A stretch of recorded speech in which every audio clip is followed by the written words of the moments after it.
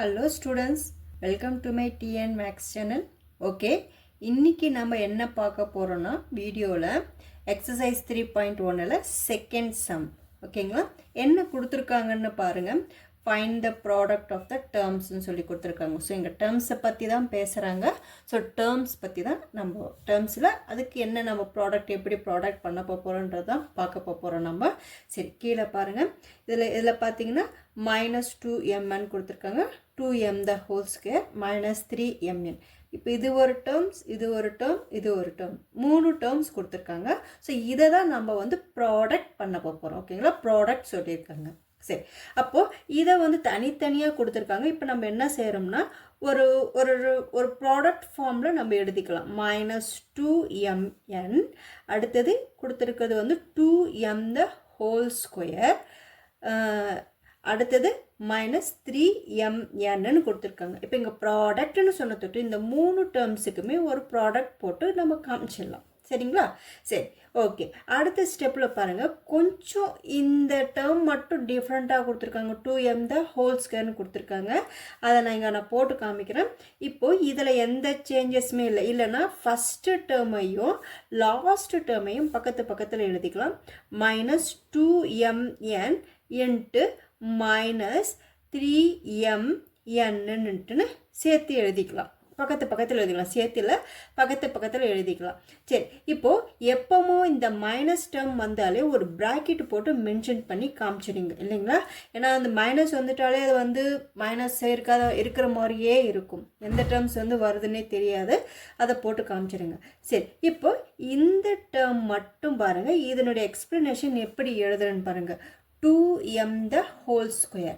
இந்த 2m the whole square எப்படி எழுதலாம்? 2m into 2m எழுதலாம். ஓகேங்களா?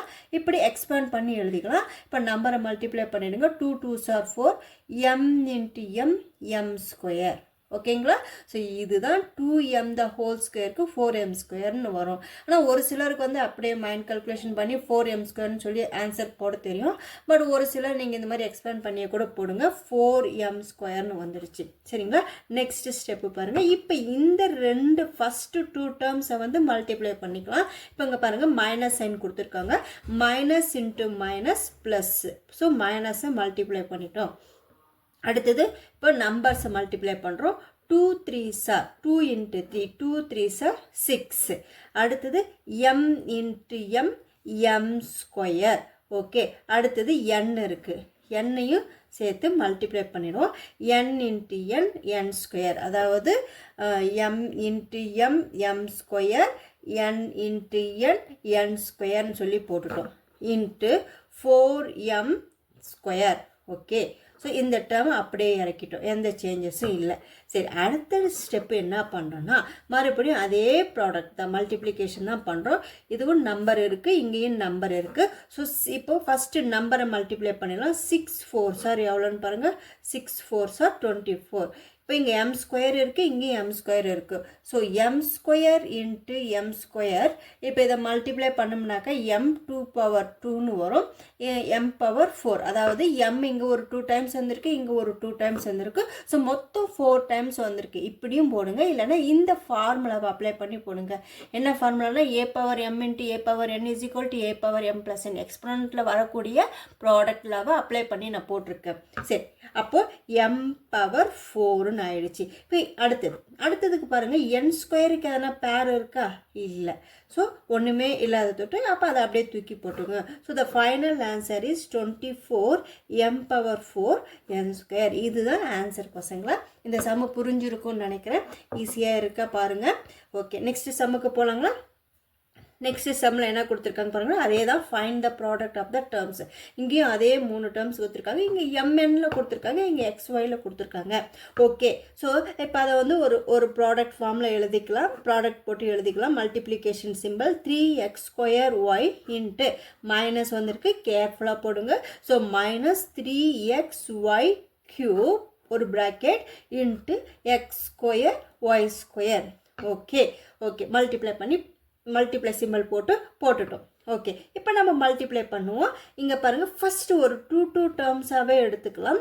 டூ டேர்ம்ஸாக எடுத்துக்கிட்டோம்னா இங்கே ப்ளஸ் இருக்குது. 3x² ஒய்க்கு முன்னாடி அந்த சைன் பார்த்தீங்கன்னா ப்ளஸ் இருக்கிறதா மீனிங்கு. அப்போ plus into minus minus. So 3 இப்போது நம்பரை மல்டிப்ளை பண்ணுறோம். 3 × 3 9. Okay, 3 3s are 9. இங்கே x² இருக்குது இன்ட்டு அடுத்ததில் இந்த டேர்மில் எக்ஸ் இருக்குது. ஸோ மல்டிப்ளை பண்ணோம்னா இங்கே 2 டைம்ஸ் இருக்குது, இங்கே 1 டைம் இருக்குது. அப்போ 3 டைம் வந்திருக்கு. So the answer is x³. இதை நீங்கள் ஃபார்முலாவை அப்ளை பண்ணி கூட போடுங்க, இல்லை உங்களுக்கு தெரிஞ்சிச்சுன்னா அப்படியே கூட போடுங்க. அதாவது எத்தனை டைம்ஸ் வந்திருக்குன்றதை பார்த்து கூட போடுங்க. Okay, so 9x³ okay. அடுத்தது ஒய்க்கு வருவோம். ஒய் டேர்முக்கு வந்து ஒய் வேரியபிள் பார்த்தீங்கன்னாக்கா இங்கே ஒய் இருக்குது இன்ட்டு y³ இருக்குது. ஸோ அது எத்தனை டைம்ஸ் வந்திருக்கு? 4 டைம்ஸ் இருக்குது. இங்கே 1 டைம் இருக்குது, இங்கே 3 டைம்ஸ் இருக்குது. அப்போ மொத்தம் y⁴ டைம்ஸ் வந்திருக்கா? சரி, அதையும் முடிச்சிட்டோம். y⁴ போட்டுட்டோம். இப்போ இப்போ இந்த டேர்முக்கு வரும். லாஸ்ட் டேர்ம் பார்த்தீங்கன்னா x² y². அதை இப்போதைக்கு மல்டிப்ளை பண்ணோன்னா அடுத்த ஸ்டெப்பில் மல்டிப்ளை பண்ணுவோம். சரி, இப்போ பாருங்கள், இப்போது x² y² கோஎஃபிஷியன்ட் பார்த்தீங்கன்னா 1, அதனுடைய சைனும் ப்ளஸ்ஸாக இருக்குது. ஓகே, ஸோ இப்போ முதல்ல சைன் வேலையை முடிச்சிடலாமா? மைனஸ் இன்ட்டு ப்ளஸ், இது ஒரு கரெக்டாக பண்ணிடுறேன். Minus into plus minus. Okay, இப்போ நம்பரை மல்டிப்ளை பண்ணுவோம். 9 1s are 9. எக்ஸ் இப்போ இதுக்கு வரலாம், வேரியபிளுக்கு வரலாம். x³ இன்ட்டு x² இருக்குது. இங்கே பாருங்கள், x³ இன்ட்டு x² மல்டிப்ளை பண்ண போகிறோம். ஸோ அதுக்கு வந்து அப்போ என்ன ஆன்சர் வந்து பாருங்கள், இங்கே 3 டைம்ஸ் வந்திருக்கு எக்ஸு, அடுத்தது 2 டைம்ஸ் வந்திருக்கு. ஸோ மொத்தம் 5 டைம்ஸ் வந்திருக்கு, x⁴. ஓகே, x⁴ இன்ட்டு மறுபடியும் இப்போ ஒய் வேரியபிளுக்கு வரலாம். ஒய் வேரியபிள் கொஞ்சம் டிஃப்ரென்ஷியேட் பண்ணி காமிக்கிறேன். ஒய் வேரியபிள் பார்த்தீங்கன்னா y⁴ இன்ட்டு y² வந்திருக்கு. ஸோ மொத்தம் எத்தனை டைம்ஸ் வந்திருக்கு? இங்கே 4 டைம்ஸ், இங்கே வந்து 2 டைம்ஸ், மொத்தம் 6 டைம்ஸ் வந்திருக்கு. So the answer is y⁴. ஒரு கொஞ்சம் ஃபைனல் ஆன்சர் கரெக்டாக எழுதிடுறேன். 9x⁴ y⁴. இதுதான்ப்பா இதுக்கு உண்டான இந்த டேர்முக்கு அவங்க கொடுத்துருக்கக்கூடிய டேர்முக்கு நம்ம ப்ராடக்ட் பண்ணோம்னா வரக்கூடிய ஆன்சர் இதுதான்ப்பா. இது புரிஞ்சிருக்கும்னு நினைக்கிறேன் உங்களுக்கு பசங்களா. ஈஸியாக இருந்துச்சுன்னா கமெண்ட் பண்ணுங்கள். முதல்ல அண்டர்ஸ்டாண்ட் ஆகிருக்கா பாருங்கள். ஈஸியான்றதை விட அண்டர்ஸ்டாண்ட் ஆகிருக்கணும். எந்த ஒரு சம்முமே நீங்கள் அண்டர்ஸ்டாண்ட் பண்ணலைன்னா உங்களுக்கு மேக்ஸ் வரவே வராது.